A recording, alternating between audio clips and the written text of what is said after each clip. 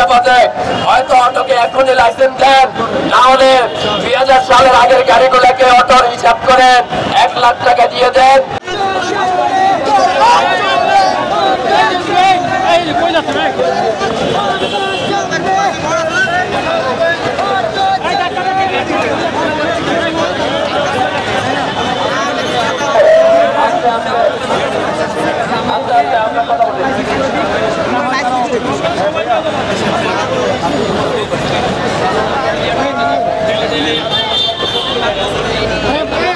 সময় দিয়েছে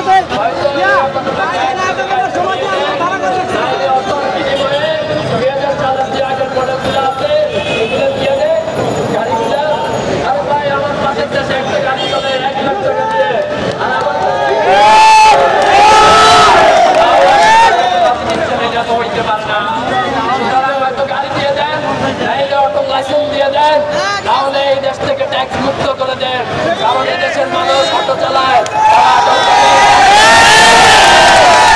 এই দেশে 62% ট্যাক্স, যার কারণে এই মানুষগুলো অটো চালায়। বিএম দিয়ে যাবো, যেমন আমাদের দাবি ঘুরে যাবে সরকার পদত্যাগের দিকে 10 টাকার বলে। এই যে ছোট ছোট বিষয়গুলা আপনাকে গিয়ে তো আপনার সরকারকে ইনফর্ম করতে হবে। আপনি কেন ইনফর্ম করতেছেন না ভাই? কারণ আপনি চান আপনার খালা এই দেশে ফিরে আসুক। একটা কথা মনে রাখবেন, চাই আমি বলে চাই অটোওয়ালা মরুক, চাই সেনাবাহিনীর লোকেরা মরুক, চাই সারা বাংলাদেশের লোক মরে যাক, শেখ হাসিনা এই দেশে আর ফিরবে না, এটা মেনে নেন। এটা সম্ভব না রে ভাই। আমরা রাস্তায় ছিলাম, আমরা মরেছি, আমরা আমাদের ভাইদের মৃত্যু দেখেছি। আমরা জানি এতগুলো মৃত্যুর উপর কোন স্বৈর শাসককে আল্লাহ আবার অবহিত করতে পারে না।